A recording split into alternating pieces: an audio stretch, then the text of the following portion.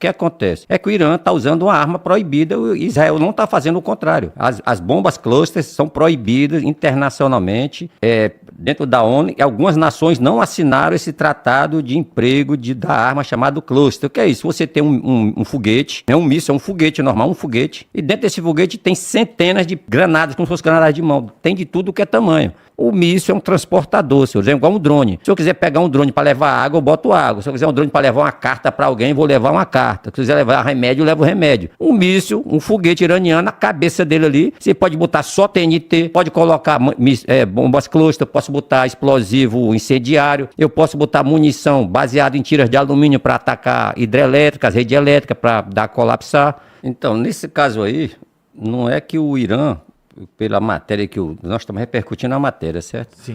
O que acontece? O que é que diz a matéria? Que o Irã está usando um míssil e na reentrada ele explode e solta múltiplas bombas, que é a munição cluster. Não tem nada de novo nisso aí. O que acontece? É que o Irã está usando uma arma proibida e Israel não está fazendo o contrário.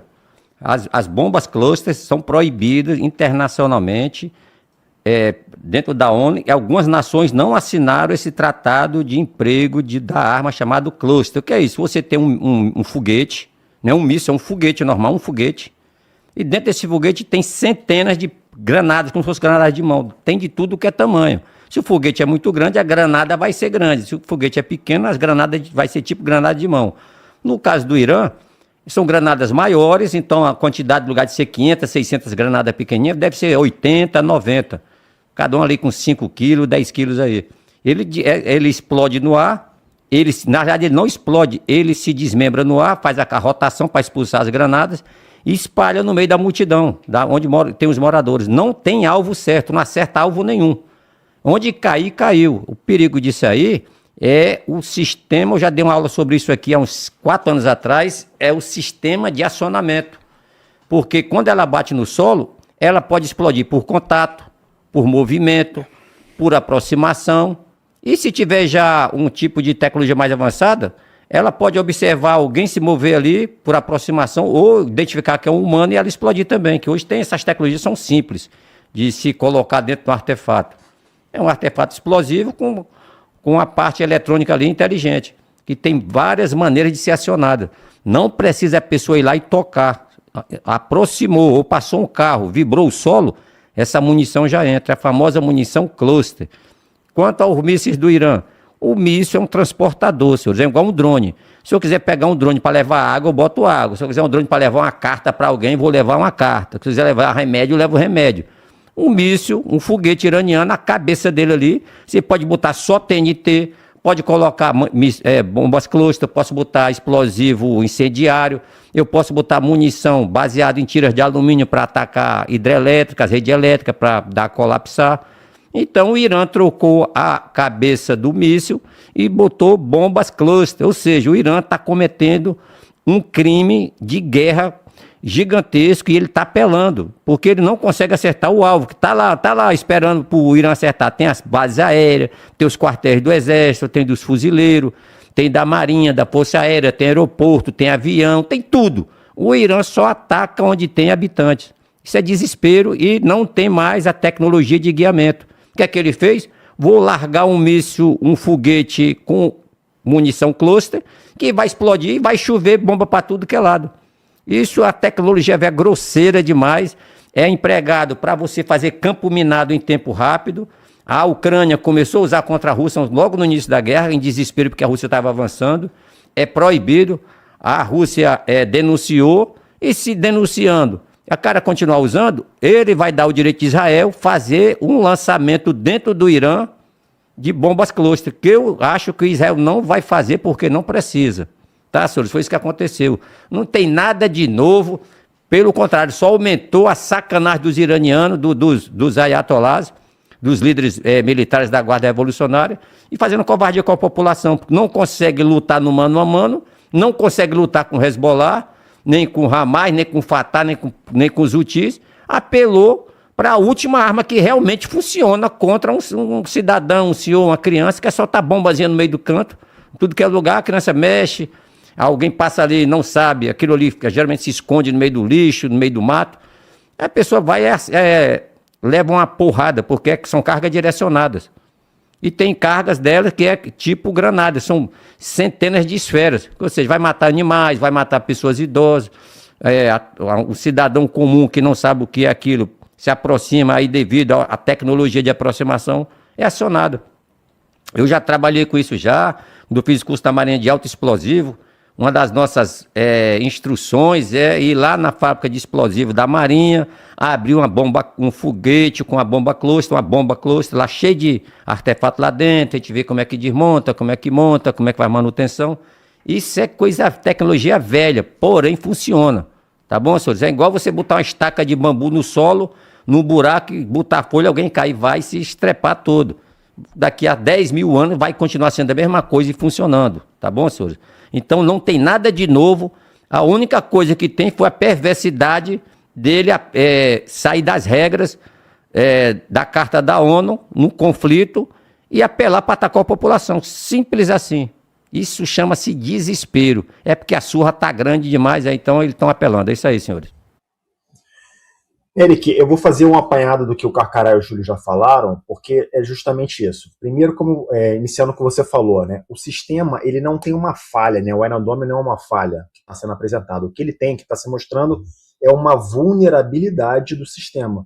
Porque nenhum sistema de ataque, muito menos os de defesa, ele tem 100% de garantia. Esse sistema não existe, nunca foi criado e provavelmente nunca será.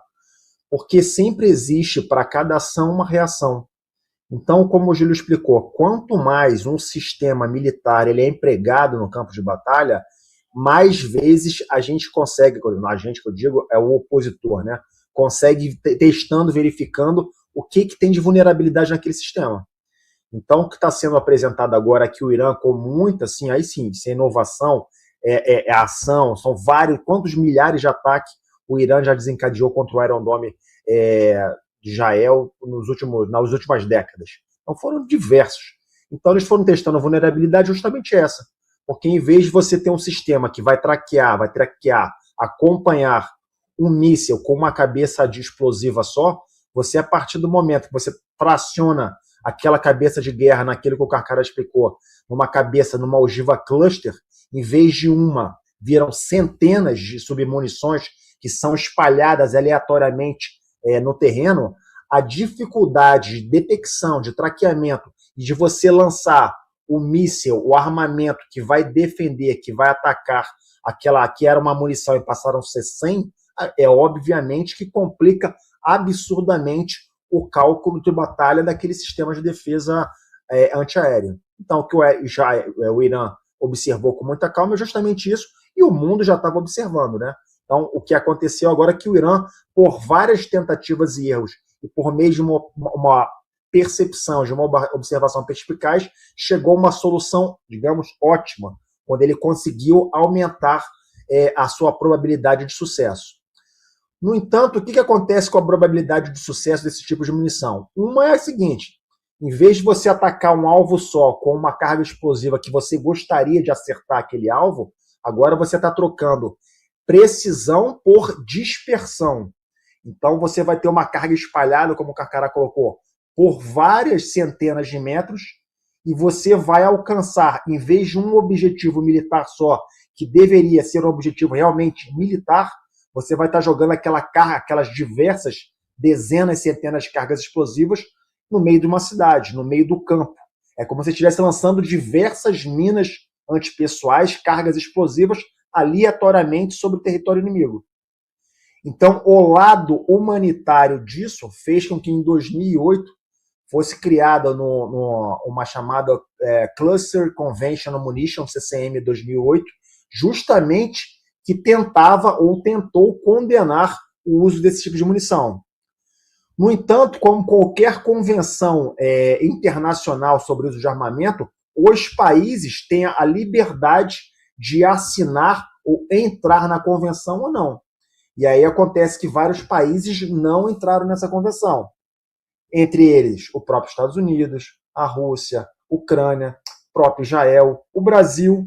O Brasil não assinou essa convenção, tanto é que a Vibraz produz munição cluster, e o Brasil já foi acusado da munição brasileira via Vibraz ter sido encontrado e está causando problemas nos conflitos do Iêmen. Então, isso serve para explicar que nem todos os países assinaram esse tipo de convenção. Como também existe a Convenção de Ottawa, que trata sobre o emprego ou autorização para o emprego de minas antipessoal. Países assinaram, outros países não assinaram. Então, no campo supranacional das relações internacionais, não existe ninguém que obrigue um país a assinar ou não assinar qualquer tipo de contrato, qualquer tipo de convenção como essa.